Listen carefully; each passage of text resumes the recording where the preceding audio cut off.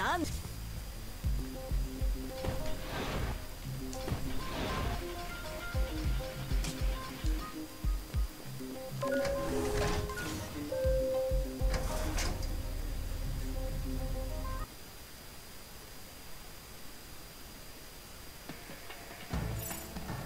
ここは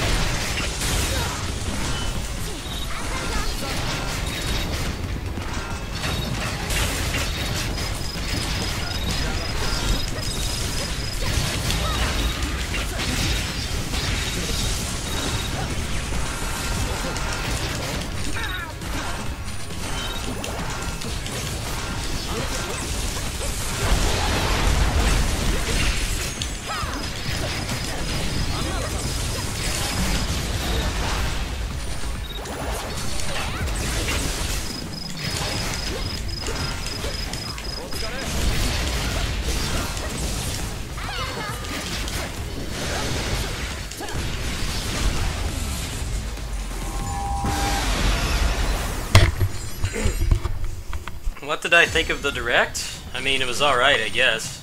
I really wanted to see Bayonetta 3, because that's what I bought the Switch for. And that game is still in Vaporware City for whatever reason. Feels like that game is like in development hell or something, or they've gotten a lot more work recently, so maybe they just don't have the manpower to put resources into it. But man, I was really disappointed.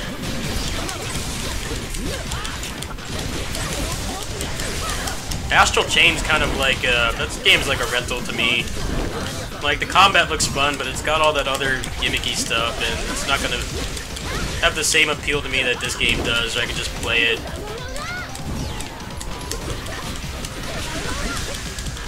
I only watched a little bit of the video. Maybe I should watch more of it, but it's not like instant pre-order territory for me. I mean, I'll probably play it, but I'm more likely to rent it.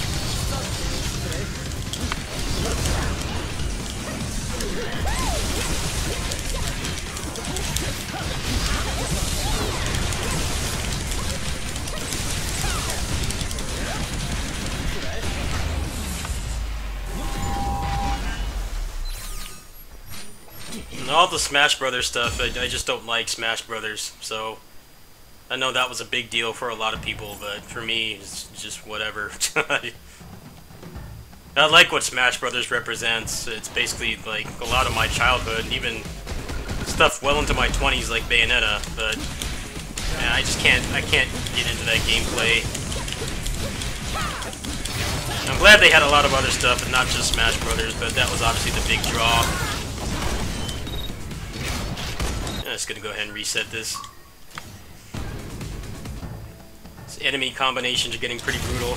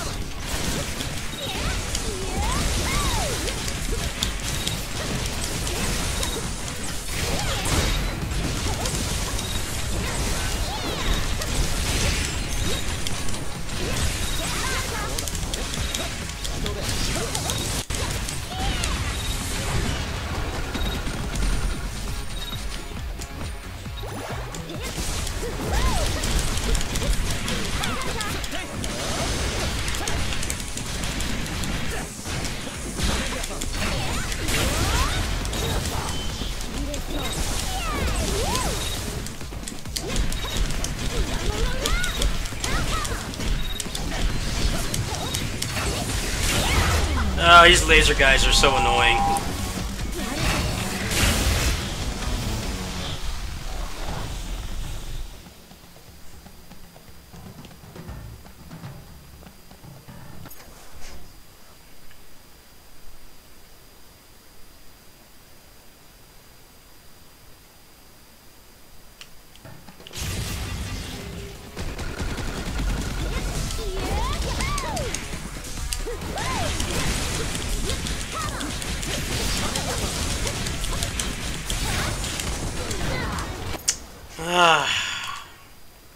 As much as I love this game, I really wish it had more melee enemies.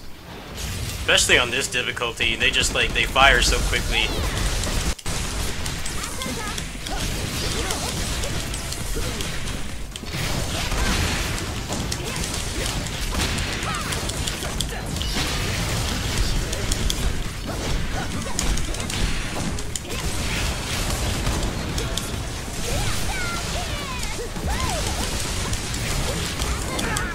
Damn it.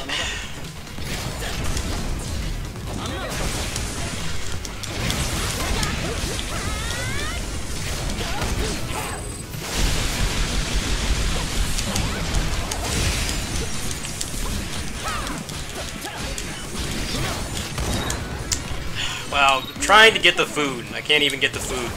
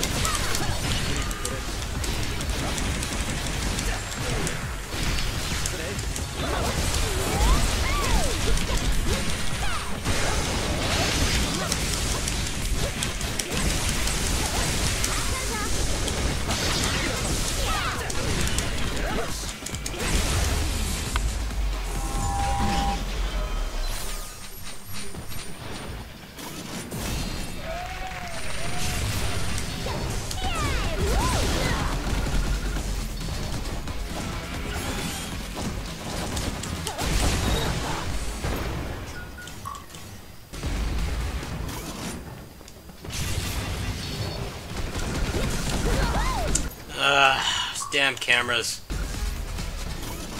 They're firing a lot faster than the other difficulty. Just try to clock up and get rid of them. Wow. Get the food.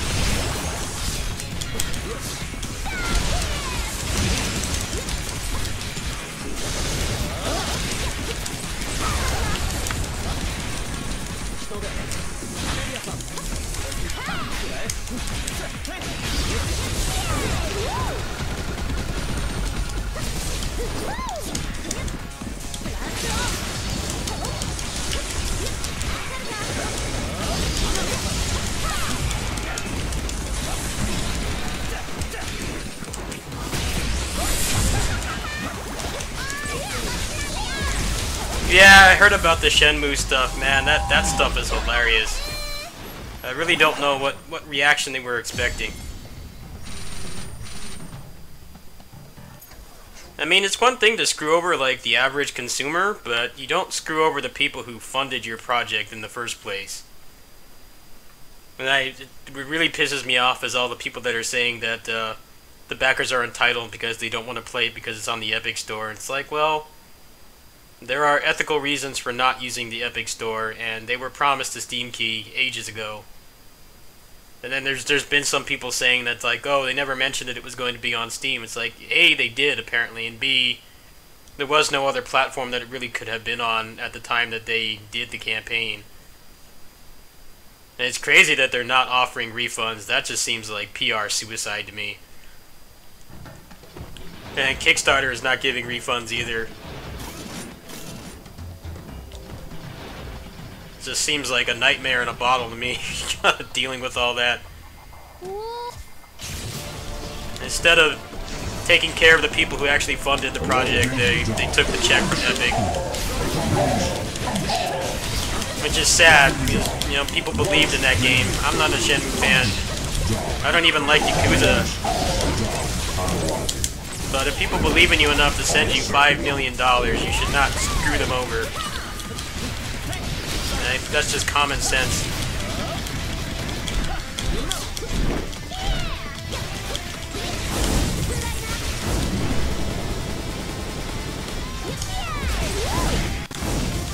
Monster kill.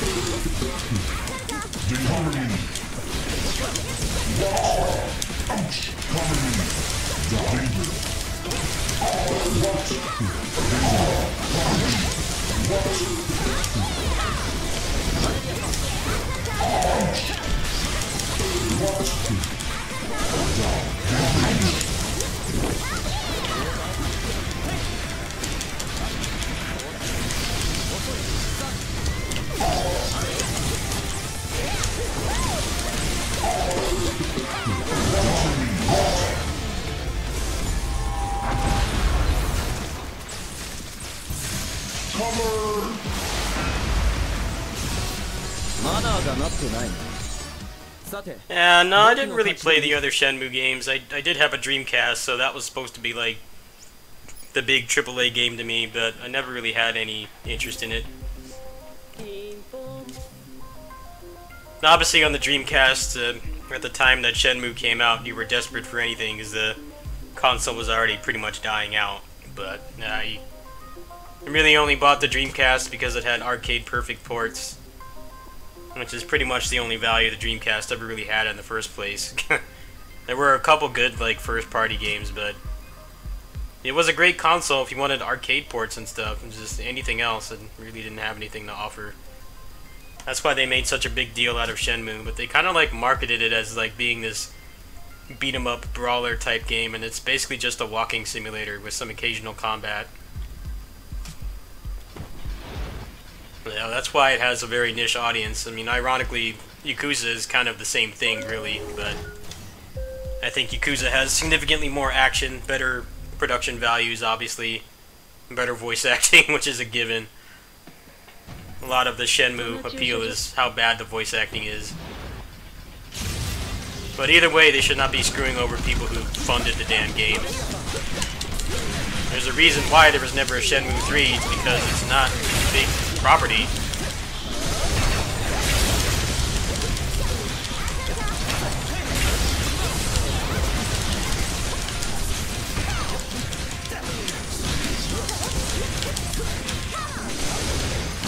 Especially since the only version most people had access to was the Xbox, and the Xbox was not a popular platform at that time.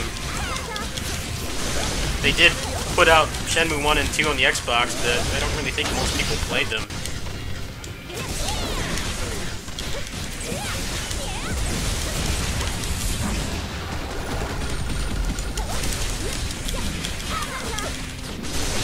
I just don't want. I don't understand why they won't just give people Steam keys. This has happened in the past. Like, there's been other games that have sold out and taken the check from Epic that still honor it and give the Steam key to the people who backed it, you know, that made the game happen in the first place. I don't really get why they're not doing that. I can understand why they're not giving refunds, because they don't have the money. Actually, no, I take that back. They have all that Epic money. They could easily give people refunds, probably, but they don't want to.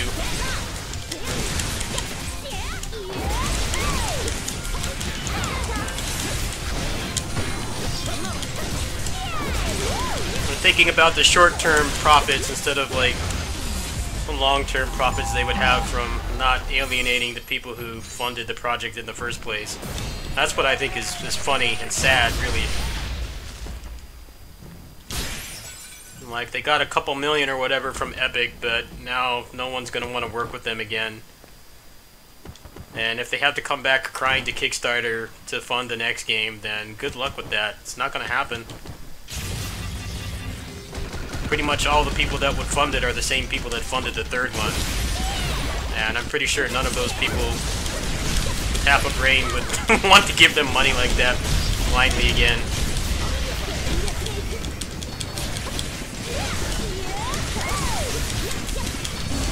Can't believe how out of touch people can be.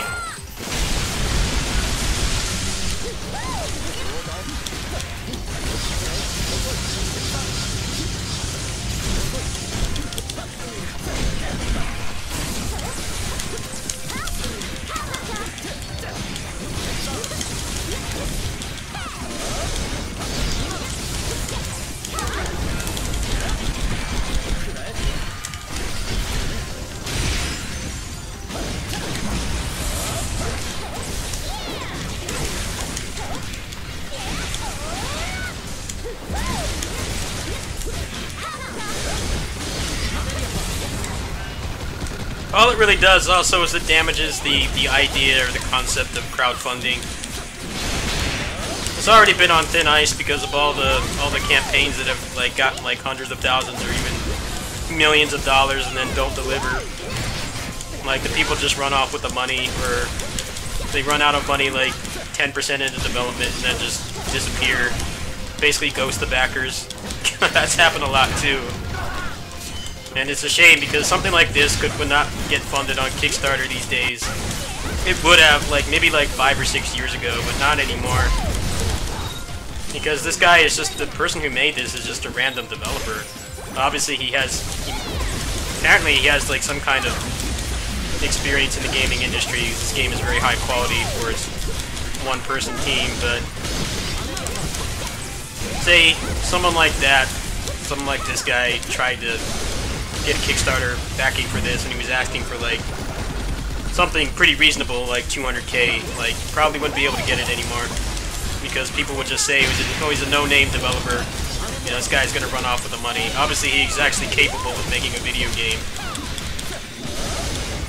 A lot of the problem with the indie ones is that they get tons of money and they don't actually know how to make a video game, or they can't handle the struggles that come with like video game development and meeting expectations and stuff. So it's really depressing to see it happen from like professionals like that. They'll just sell out for a quick buck.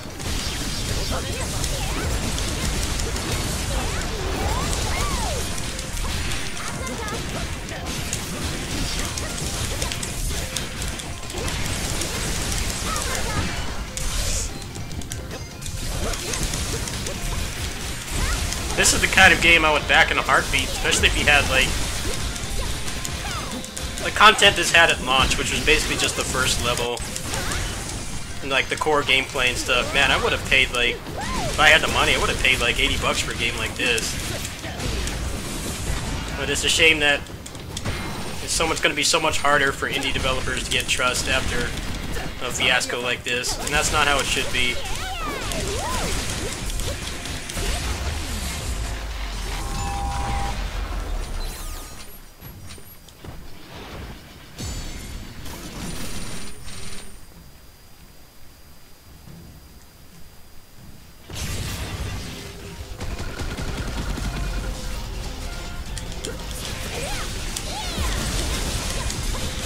most likely reason is that they didn't actually have enough money to finish the game. They probably ran out of money like a long time ago, and they decided like, oh shit, we need to actually put this out, or we're gonna be in deep trouble. So they bent over and they took the money from Epic. I would imagine that's what happened. I know the Shovel Knight guys. I know they basically had like the money. They only raised like 500K on that Kickstarter, and they've been supporting that game for like, it's gonna be close to 6 years by the time the King Knight campaign comes out. They basically have come out and said that they rely on like the regular sales of the game from like people like me that didn't back it to keep like developing it. 500K to make a game of that quality, like even with the small team that they have, is basically nothing.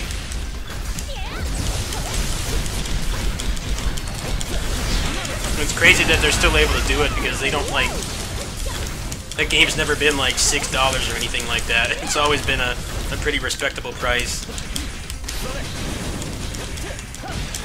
It's not like the standard indie game that's in like $2 bundles like a month after it comes out. But they basically rely on that money to keep like making it.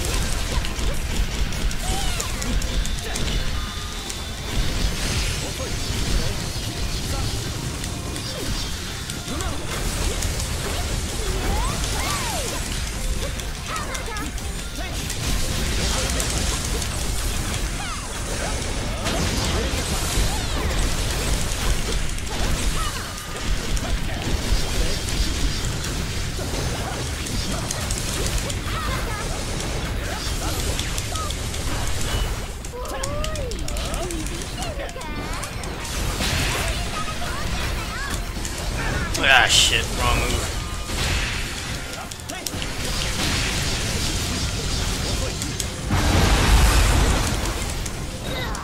Ah, fuck. Get the food.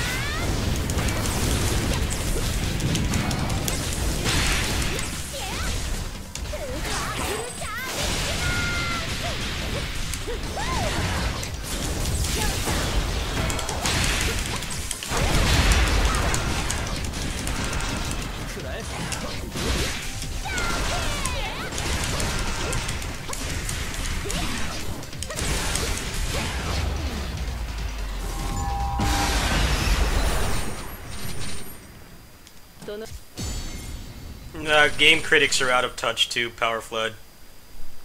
A game like this probably would not review well because it doesn't have AAA production values and 50 hours of cutscenes.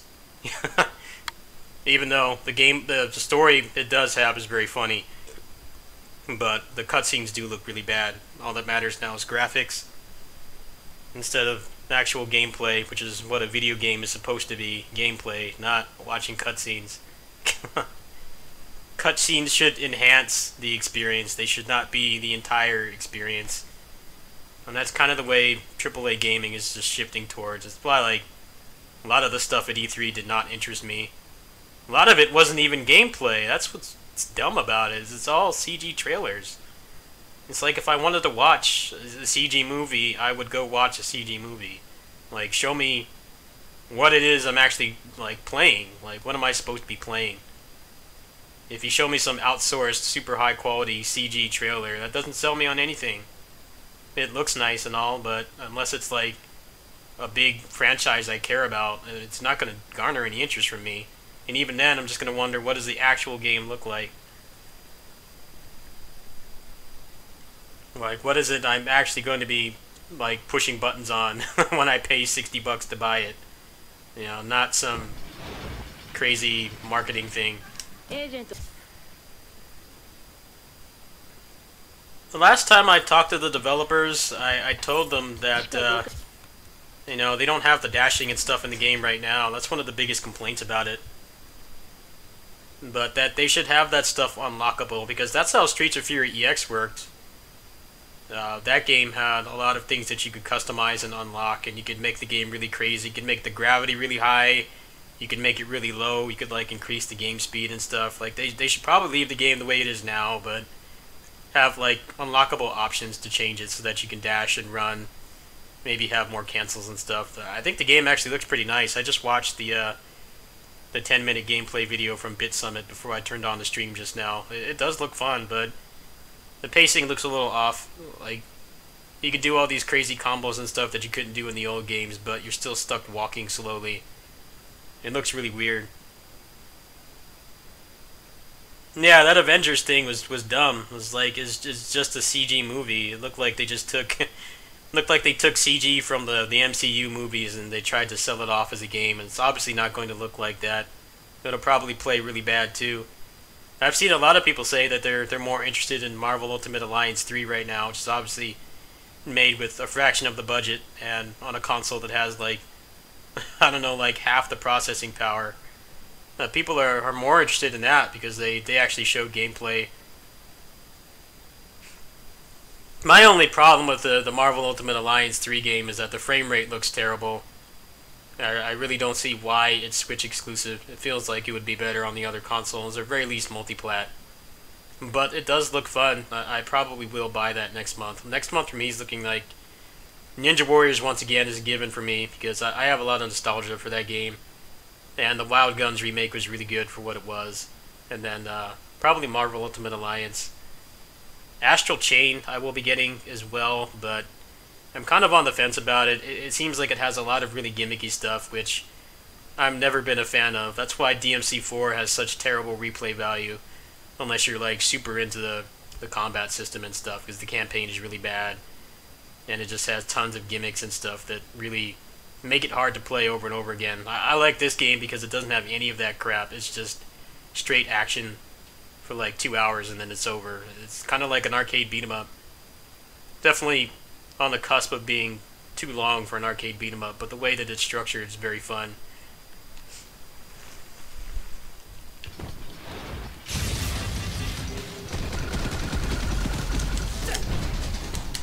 Alright, how am I going to approach this? They're all like spread out.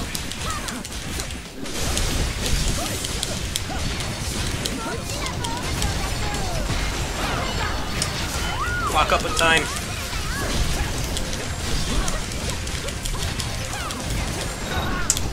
Let's go ahead and reset that.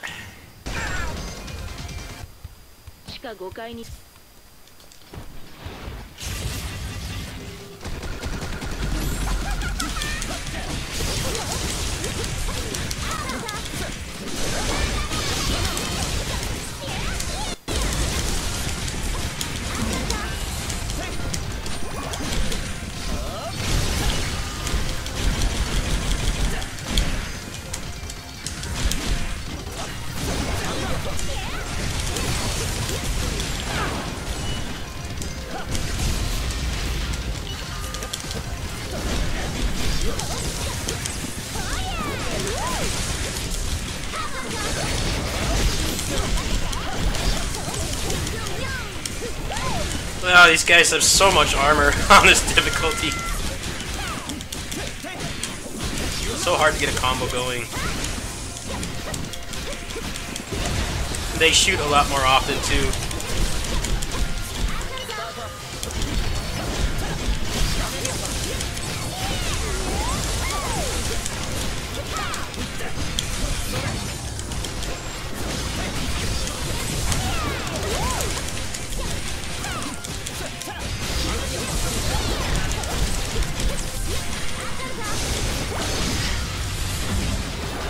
Yeah, that Outriders game, that was like the biggest blunder. Why are you on the stage if you don't have anything? Like,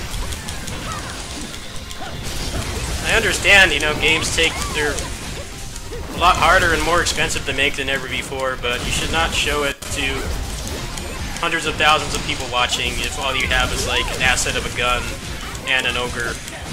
Like, that's not gonna sell anybody on anything.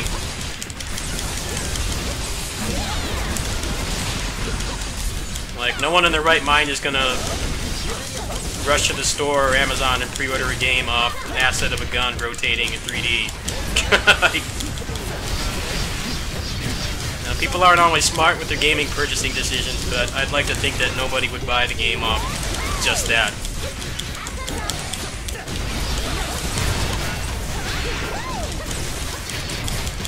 Doesn't really seem like most people care about the Western developed Square games anyway.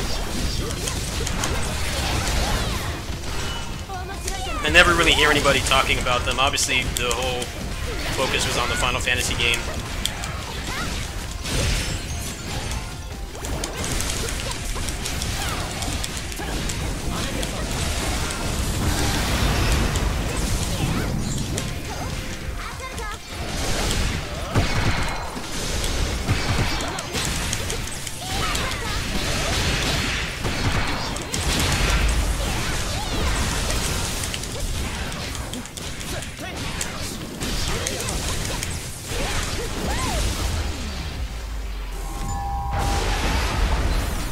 Seemed like it was mostly the Western developers that were coming out there with, like, no gameplay.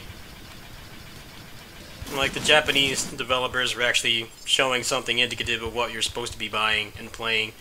But the Western ones are still doing the same old song and dance where it's just, like, nothing.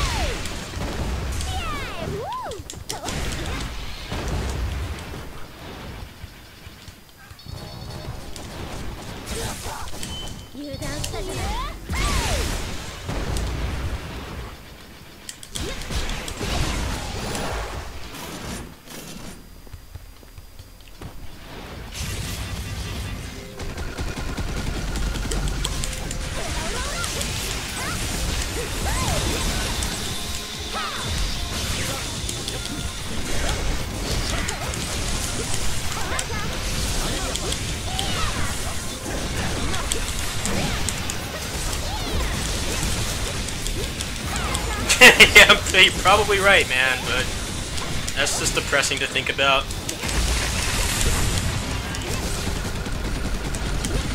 A lot of people tell me that's why it's important that I keep my channel running, despite basically making no money doing it right now. I need to tell people that there are good games out there with actual gameplay. Well, am I like soft locked? I think I am.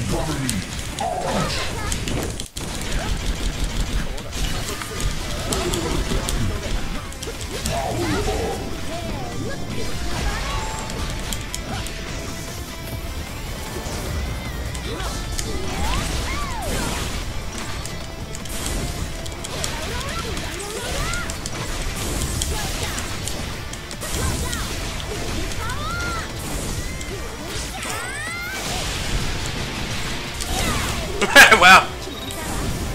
How'd that happen? That was weird. That was almost a no damage fight too. I haven't fought this boss in months. Got too greedy there at the end. I wasn't parrying. Alright, now time for Chidori.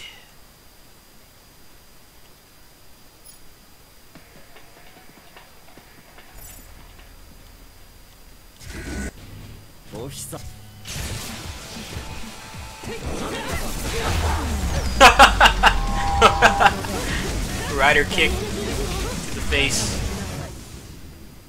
I only had 1 health left, that's why that happened.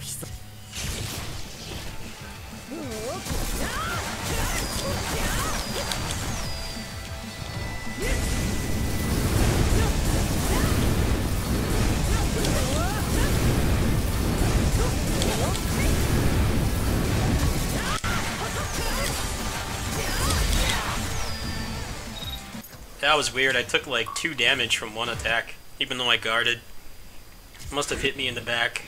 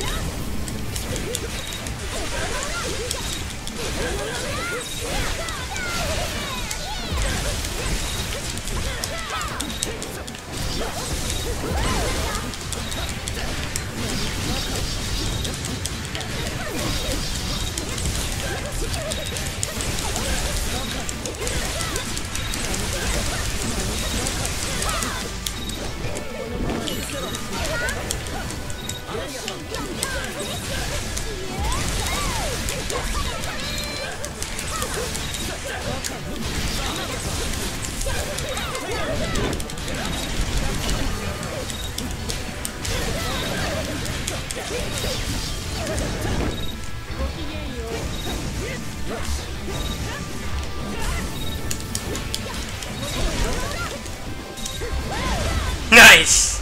Wow, I turned that around really quickly.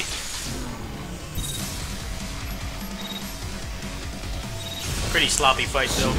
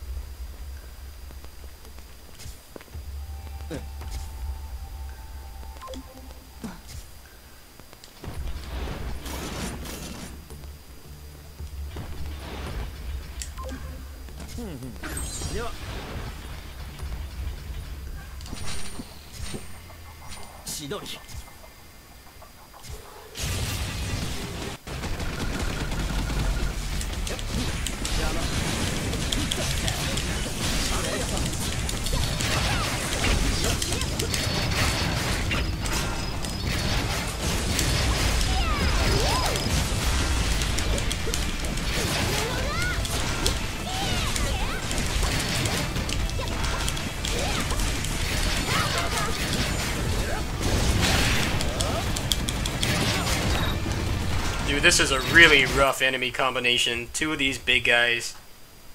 They have a ton of armor. Once you get close to them, they can't really hit you because they jump back before they fire, and the hitboxes is pretty realistic, so you don't get hit by the bolts that they throw.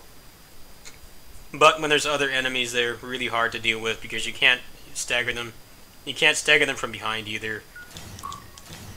No, I think I'm gonna have to take out the generic mooks and then try to just whittle the other ones down.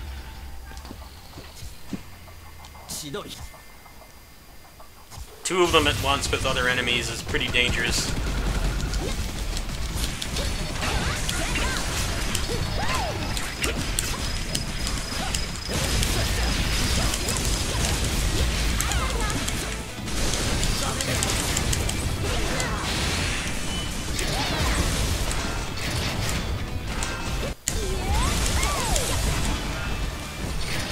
Wow, it's actually 3 of them.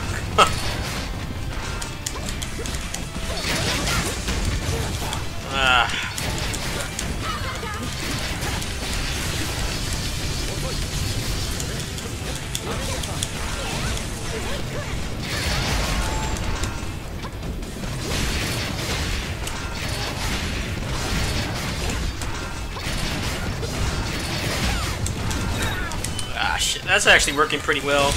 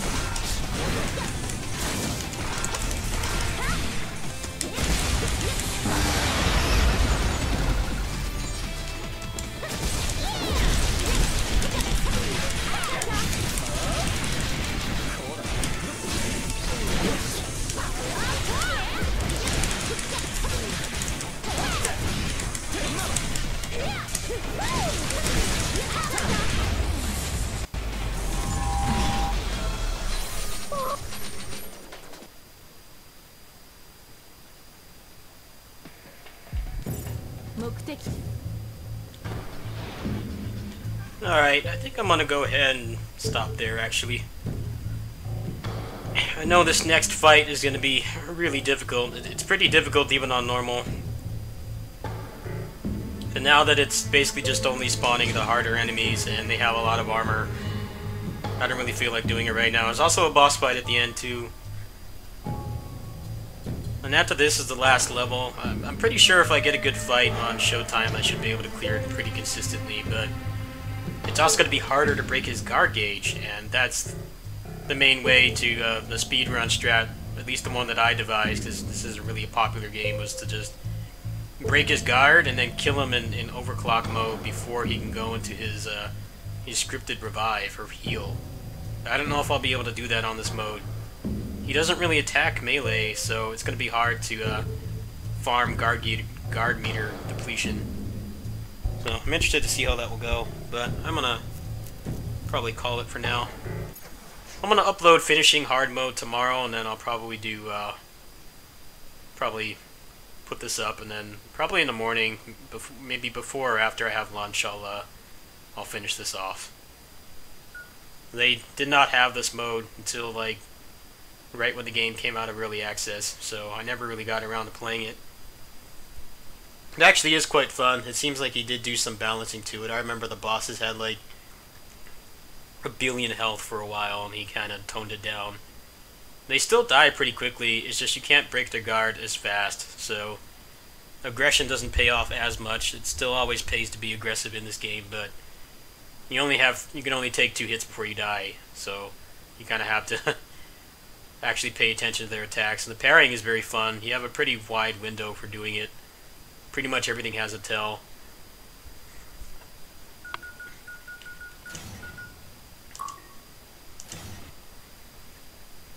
Alright, let me see if I have any Twitch viewers.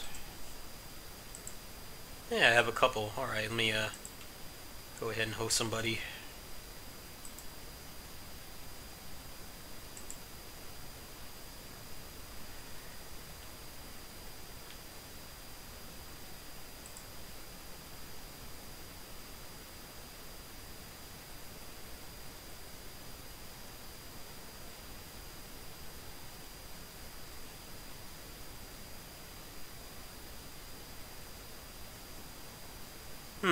I have 2 choices, kind of a difficult choice. But I'm going to host the person who gets less viewers than the person who gets more viewers. So I'm going to go ahead and host Kumo. He's doing some East Memories of Celceta speedrunning. It's definitely one of the East games I really enjoyed. Fortunately, I kind of got to the point where I couldn't get the Platinum Trophy because I couldn't find like a harvest point or something. But I really enjoyed that game, so I'm going to go ahead and host him. I should be on either before or after lunch, depending on how things go, and I'll finish up Extreme Mode. See you guys later.